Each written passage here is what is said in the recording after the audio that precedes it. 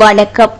தமிழகம் செய்திகளோடு இணைந்து கொள்ளும் நான் மகளினி கமலநாதன். முதலில் தலைப்பு செய்திகள். ஆத்திரக்கிரிய சம்பவம் 7 சந்தேக நபர்களின் நீதிமன்றத்தில் முன்னிலை. கற்குழியில் விழுந்து தாய் மற்றும் 2 பிள்ளைகள் உயிரிழப்பு. மீண்டும் முட்டை இறக்குமதி. ஆசிரியர்கள் மற்றும் அதிபர்களின் தொழிற்சங்க நடவடிக்கைகள் ஆரம்பம். வளிமண்டலவியல் திணைக்களம் விடுத்துள்ள சிவப்பு எச்சரிக்கை. இனி வருவன விரிவான செய்திகள். முதலில் இலங்கை செய்திகள். எதிர்வரும் 15 நாட்களுக்கு வகுப்பறைகளில் கற்பித்தல் நடவடிக்கைகளில் மாத்திரம் ஈடுபட உள்ளதாக இலங்கை தேசிய அதிபர்கள் சங்கத்தின் பொதுச் செயலாளர் பராக்கிரம விக்ரமசிங்க தெரிவித்துள்ளார். இதேவேளை தொழிற்சங்க நடவடிக்கையை முன்னிட்டு சகல வெளி நடவடிக்கைகளில் இருந்து விலகிக் கொள்வதாகவும் அவர் தெரிவித்துள்ளார். இன்று முதல் 2 வாரங்களுக்கு ஆசிரியர்கள் மற்றும் அதிபர்கள் தொழிற்சங்க நடவடிக்கையை ஆரம்பிக்க உள்ளதாக ஆசிரியர் மற்றும் அதிபர் சங்கங்கள் தெரிவித்துள்ளன. அதன்படி இன்று முதல் மாகாண கல்வி மற்றும் பிராந்திய கல்வி அலுவலகங்களால் பரிந்துரைக்கப்பட்ட செயலமூர்கள் பயிற்சி நிகழ்ச்சிகளிலும் பங்கேற்க மாட்டோம் என்று தெரிவிக்கப்பட்டுள்ளது. இதேவேளை அரசியல் இயக்கங்களை வலுப்படுத்தும் நோக்கில் திட்டமிடப்பட்டுள்ள தொழிற்சங்க நடவடிக்கைக்கு தாம் ஆதரவளிக்கவில்லை என ஆஸ்திரிய அதிபர் ஒன்றியத்தின் அழைப்பாளர் தெரிவித்துள்ளார். தென்னிலங்கையில் நேரில் மூழ்கி உயிரிழந்த பெண் மற்றும் 2 சிறுவர்களின் சடலங்களை போலீசார் மீட்டுள்ளனர். திஸ்ஸமகாராம காவந்திசபுர பிரதேசத்தில் நேர் நிரம்பிய கல் குவாரியில் மூழ்கி உயிரிழந்த பெண் மற்றும் 2 சிறுவர்களின் சடலங்களை போலீசார் மீட்டுள்ளனர். 32 வயதுடைய பெண் ஒருவரும் அவரது 9 வயது மற்றும் 14 வயதுடைய 2 பெண் பிள்ளைகளுமே இவ்வாறு உயிரிழந்துள்ளதாக போலீசார் தெரிவித்துள்ளனர். நேற்றிரவு குறித்த பெண்ணின் சடலம் மீட்கப்பட்டது. அத்துடன் 2 பிள்ளைகள் சடலங்களை தேடும் பணிகள் தொடர்ந்த நிலையில் இன்று மீட்கப்பட்டுள்ளது. நேற்று மதியம் தாயும் 2 பிள்ளைகள் இந்த கல்குவாரியில் குளிப்பதற்கு சென்றுள்ளனர். நீரில் மூழ்கி இந்த மரணங்கள் ஏற்பட்டிருக்கலாம் என போலீசார் சந்தேகம் வெளியிட்டுள்ளனர். பொருளாதார நெருக்கடியான சூழ்நிலையில் மக்களை வலுவூட்ட அரசாங்கம் புதிய திட்டங்களை அறிமுகப்படுத்தி வருவதாக முன்னாள் அமைச்சர் அகில விராஜ் காரியவசம் தெரிவித்துள்ளார். குருநாகல் சத்யாவதே விளையாட்டரங்கில் இடம்பெற்ற நிகழ்வொன்றில் உரையாற்றும் போதே அவர் இதனை குறிப்பிட்டுள்ளார். அவர் மேலும் தெரிவிக்கையில் பல புதிய திட்டங்களும் அஸ்வசம உருபய போன்ற வேலை திட்டங்களின் கீழ் மக்களுக்கு நிவாரணம் வழங்கப்படுகிறது. பொருளாதார நெருக்கடியான சூழ்நிலையில் மக்களை வலுவூட்ட அரசாங்கம் இந்த திட்டத்தினை அறிமுகப்படுத்தியுள்ளது.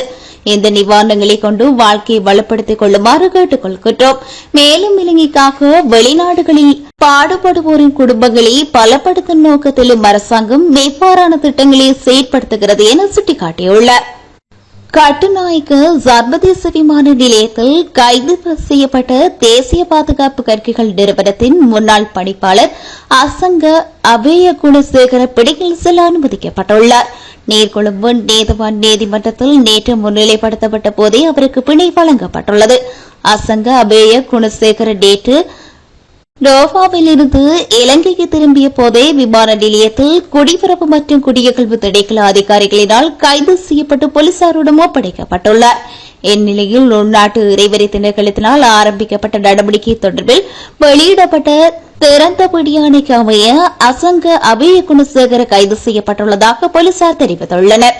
இதன்போது அவர் தலா 1 பில்லியன் ரூபாய் சரீர பிணையில் செல்வதற்கு நீதிமன்றம் அனுமதி வழங்கியுள்ளது. அத்துடன் இது தொடர்பாக வழக்கு எதிர்வரும் ஆகஸ்ட் 9 மீண்டும் விசாரணைக்கு வருவதாகவும் நீதிமன்றம் அறிவித்துள்ளது. பொது வாக்கெடுப்பு நடத்துவதற்கு செலவிடப்படும் பணத்தை கொண்டு உள்ளூராட்சி மன்ற தேர்தலை நடத்துமாறு பெப்ரல் அமைப்பு கோரிக்கை விடுத்துள்ளது. பொது வாக்கெடுப்பு நடத்துவதற்கு 10 பில்லியன் ரூபாய் பணம் செலவாகும் எனவும் அந்த பணத்தை பயன்படுத்தி தேர்தல் ஆணைக்குழு தேர்தலை நடத்த வேண்டும் என பெப்ரல் அமைப்பின் நிறைவேற்று பணிப்பாளர் ரேகனகட்டி ஆராய்ச்சி தெரிவித்துள்ளார். ஜனாதிபதி தேர்தல் நிச்சயமாக நடத்தப்பட வேண்டும் எனவும் பொது வாக்கெடுப்பு நடத்துவதன் மூலம் அதனை ஒத்திவைக்க முடியாது எனவும் அவர் சுட்டிக்காட்டியுள்ளார். அவ்வாறான முயற்சிகள் வெற்றியளிக்காது எனவும் ஜனாதிபதி தேர்தலை நடத்துவது குறித்து அதிகாரம் தேர்தல் ஆணைக்குழுக்கு கிடைக்கப்பட்டுள்ளதாகவும் தெரிவித்துள்ளார். பொது வாக்கெடுப்பு நடத்துவதற்கு அரசாங்கத்திடம் பணம் இருந்தால் அதனை உள்ளூராட்சி மன்ற தேர்தலை நடத்துவதற்காக பயன்படுத்த முடியும் எனவும் அவர் சுட்டிக்காட்டியுள்ளார். எல்லை நிர்ணய பிரச்சினை மற்றும் பணமில்லாமை போன்ற காரணிகளால் உள்ளூராட்சி மன்றம் மற்றும் மாகாண சபை தேர்தல்கள் சில ஆண்டுகளாக ஒத்திவைக்கப்பட்டு வருவதாக கெட்டி ஆராய்ச்சி குறிப்பிட்டுள்ளார். தென்மேற்கு பருவக்காற்று வானிலை காரணமாக அரபிக்கடல் மற்றும் வங்காள விரிகுடா கடற்பரப்புகள் மிகவும் கொந்தளிப்பாக காணப்படக்கூடும் என வளிமண்டலவியல் திணைக்களம் சிவப்பு எச்சரிக்கை விடுத்துள்ளது.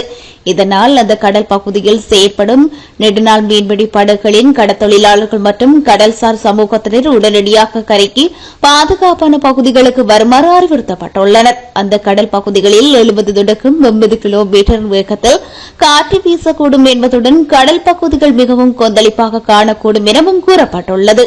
மேலும் வளிமண்டலவியல் திணைக்களத்தால் வெளியிடப்படும் எதிர்வு கூறல் தொடர்பில் மீனவ மற்றும் கடல்சார் சமூகத்தினர் அவதானமாக இருக்குமாறும் தெரிவிக்கப்பட்டுள்ளது. இதேவேளை மத்திய மலையகத்துக்கு மேற்கு சரிவுகளிலும் வடக்கு வடமத்திய மற்றும் வடமேல் மற்றும் திருகோணமலை, மொனராகலை, காலி மற்றும் மாத்தறை மாவட்டங்களிலும் சில இடங்களில் மழை பெய்யக்கூடும் எனவும் தெரிவிக்கப்பட்டுள்ளது.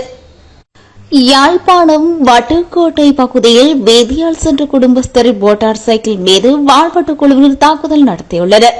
குறித்த சம்பவம் நேற்று மாலை வட்டுக்கோட்டை போலீஸ் பிரிவுக்குட்பட்ட அராலி மத்தி பகுதியில் இடம்பெற்றுள்ளது. இதுகுறித்து மேலும் தெரிய வருகையில் அராலி மத்தி குளங்கன் குள வீதியால் சென்ற இளம் குடும்பஸ்தரை முச்சக்கர வண்டியில் வந்து 4 பேர் கொண்ட கும்பலொன்று மறைத்து அவர் மீது வாளால் வீசியுள்ளது. இதன்போது அவர் விலகிய நிலையில் குறித்துவிட்டு அவரது மோட்டார் சைக்கிள் மீது சேதத்தை ஏற்படுத்தியுள்ளது. பின்னர் அந்த குழு அவரது மோட்டார் சைக்கிள் மீது கம்பிகளால் வாளாலும் தாக்குதல் நடத்திவிட்டு சென்றுள்ளனர். இவ்வாறு சென்ற குறித்த கும்பல் அராலி மத்தி மேல் வீட்டடி பகுதியில் மோட்டார் சைக்கிளில் வந்த இளைஞர்களை மறுத்து தாக்குதல் நடத்தியது.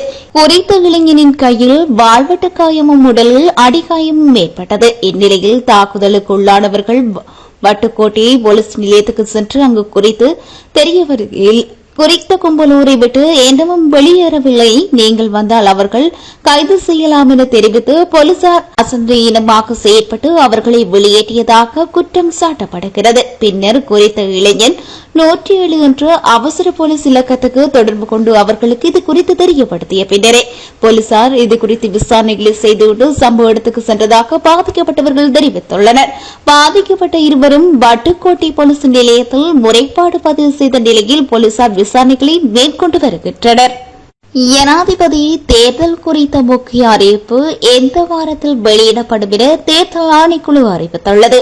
தேர்தல் ஆணைக்குழுவின் தலைவர் RSLA ரத்னநாயக்க இந்த விடயத்தினை தெரிவித்துள்ளார். எதிர்வரும் 26ஆம் தேதிக்கு முன்னர் ஜனாதிபதி தேர்தலுக்கான வேட்புமனு தாக்கல் செய்தல் தொடர்பில் அறிவிப்பு வெளியிடப்படும் எனவும் தெரிவிக்கப்பட்டுள்ளது. தேர்தல் குறித்த அறிவிப்பில் வேட்புமனு தாக்கல் செய்தல் மற்றும் தேர்தல் நடத்தப்படும் திகதிகள் அறிவிக்கப்படும் என அவர் குறிப்பிட்டுள்ளார்.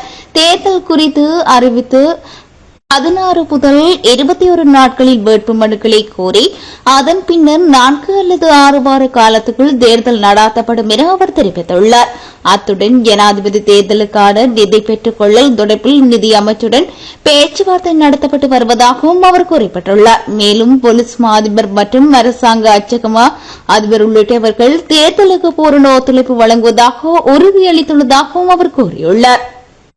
எதிர்வரும் ஜனாதிபதி தேர்தலில் தாம் போட்டியிடுவது குறித்து ஜனாதிபதி ரணில் விக்ரமசிங்கவிடம் இருந்து முறையான அறிவிப்பை ஸ்ரீலங்கா பொதுஜன பிரிவின் தலைவர்கள் எதிர்பார்த்துக் கொண்டிருப்பதாக தெரிவிக்கப்பட்டுள்ளது. இந்நிலையில் ஜனாதிபதி தேர்தலின் பின்னர் நாடாளுமன்ற தேர்தல் நடைபெறலாம் என்ற ஊக்கங்களும் பொதுஜன பிரிவின் தரப்பில் இருந்து அதிகரித்து வருகின்றது. எனினும் ஜனாதிபதி தேர்தலுக்கு பின்னர் உடனடியாக அல்லது அடுத்த வாரங்களில் அத்தகைய தேர்தல் வருமா என்பது தெளிவாக தெரியவில்லை. இருப்பினும் அவ்வாறான ஒரு நிலை ஏற்பட்டால் ஆணைக்குழு அது பற்றி கலந்துரையாடி பொருத்தமான நடவடிக்கைகளை எடுக்கும் என்று தேர்தல் ஆணைக்குழுவின் தலைவர் தெரிவித்துள்ளார்.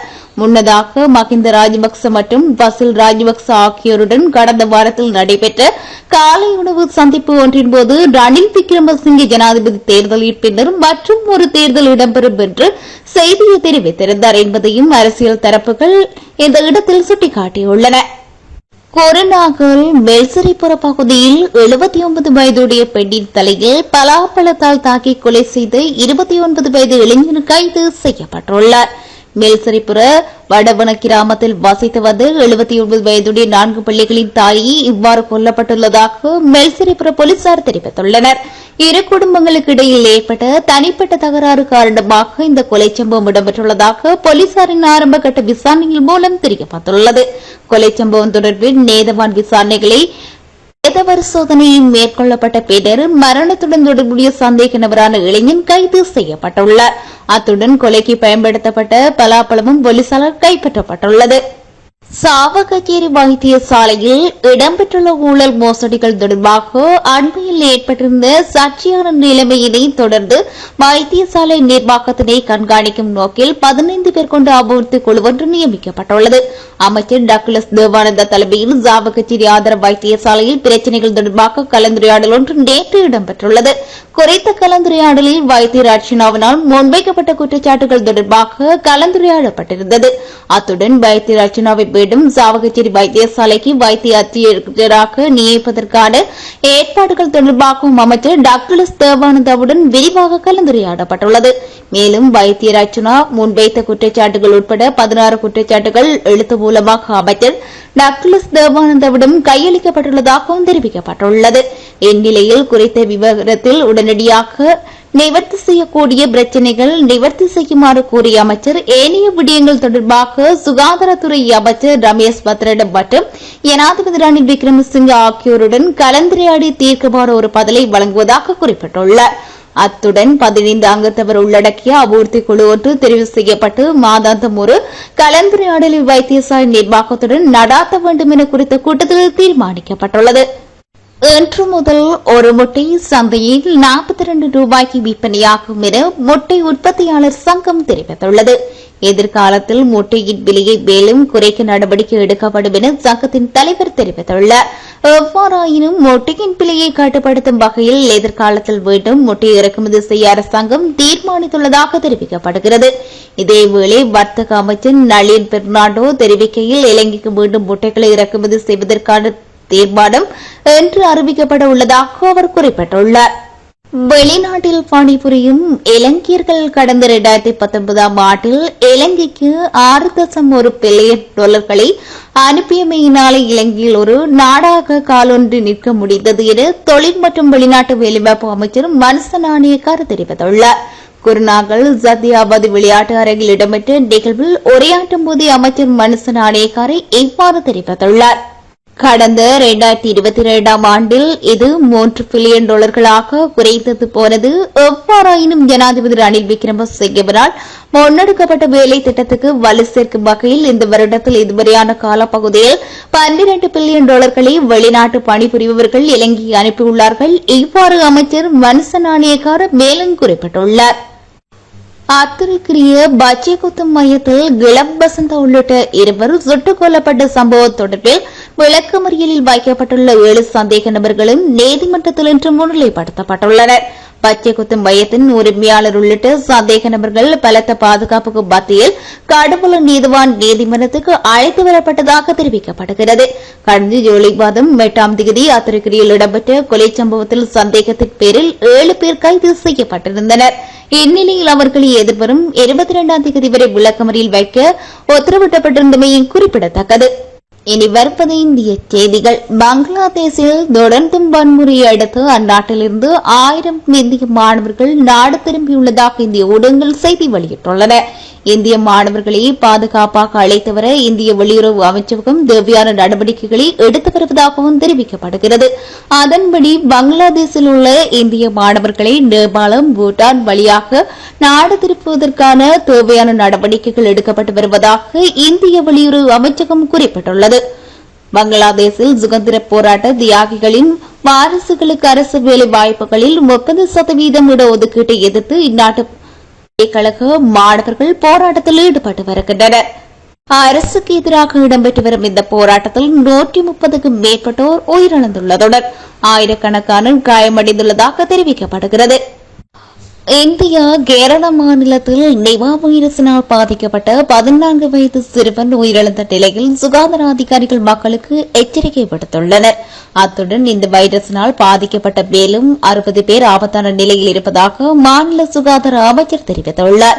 மேலும் உயிரிழந்த சிறுவனோடு தொடர்பு கொண்டவர்கள் தற்போது தனிமைப்படுத்தப்பட்டுள்ளதாகவும் பரிசோதனைக்கு உட்படுத்தப்பட்டுள்ளதாகவும் கூறப்படுகிறது. இந்த நிலையில் அப்பகுதியை சேர்ந்த மக்களிடம் முகக்கவசம் அணியுமாறு கோரிக்கை விடுக்கப்பட்டுள்ளது. இனி வருவது உலகச் செய்திகள். அமெரிக்க ஜனாதிபதி ஜோ பைடன் ஜனாதிபதி தேர்தலில் இருந்து விலகுவதாக அறிவித்துள்ளார். அத்துடன் ஜனாதிபதி தேர்தலில் ஜனநாயக கட்சி வேட்பாளராக துணை ஜனாதிபதி கமலா பாரிஸுக்கு ஜோ பைடன் ஒப்புதல் அளித்துள்ளார். இந்த முடிவு குறித்து தனது சமூக வலைதள பக்கத்தில் பதிவிட்டுள்ள அவர், ஜனாதிபதியாக இருந்ததே தனது வாழ்க்கையில் கிடைத்த மிகப்பெரிய கௌரவம் என்றும் குறிப்பிட்டுள்ளார். மேலும் நாட்டில் நலன்கிறது ஜனாதிபதியாக எனது கடமைகளை நிறைவேற்றுவதில் மட்டுமே கவனம் செலுத்த வேண்டும் என்று தான் நம்புகின்றேன் என்றும் தனது பதிவில் குறிப்பிட்டுள்ளார். இதேவேளை கடந்த ஜூன் மாதம் இறுதியில் குடியரசுக் கட்சியின் வேட்பாளர் டொனால்டு டிரம்புக்கு எதிரான விவாதத்திற்கு பின்னர் அவர் ஜனநாயக கட்சியில் கடும் எதிர்ப்பை எதிர்கொண்டிருந்தமையும் குறிப்பிடத்தக்கது. அமெரிக்க வரலாற்றின் மோசமான ஜனாதிபதியாக ஜோ பைடன் வெளியேறுவதாக முன்னாள் அமெரிக்க ஜனாதிபதி டொனால்டு டிரம்ப் கூறியுள்ளார். ஜோ பைடன் எதிர்வரும் ஜனாதிபதி தேர்தலில் போட்டியிலிருந்து விலகிக் கொள்வதாக அறிவித்துள்ள நிலையில் டிரம்ப் இதனை அமெரிக்க ஊடகம் ஒன்றுக்கு தெரிவித்துள்ளார். அதேவேளை புதிய வேட்பாளராக துணை ஜனாதிபதி கமலா ஹாரிஸை பைடன் ஆமோதித்துள்ள போதிலும் இதுவரை இறுதி தீர்மானம் எட்டப்படவில்லை. எனினும் கமலா ஹாரிஸ் புதிய வேட்பாளராக தெரிவு செய்யப்பட்டால் அவரை வெற்றிக் கொள்வது பைடன் வெற்றிக் கொள்வதை விட இலகுவானது என டிரம்ப் கூறியுள்ளார். இத்துடன் செய்திகள் எழுதிய நிறைவு பெறுகின்றன. நேயர்கள் இதுவரை இணைந்திருந்தது தமிழ் எஃப்எம்மின் பிரதான செய்தி அறிக்கையோடு.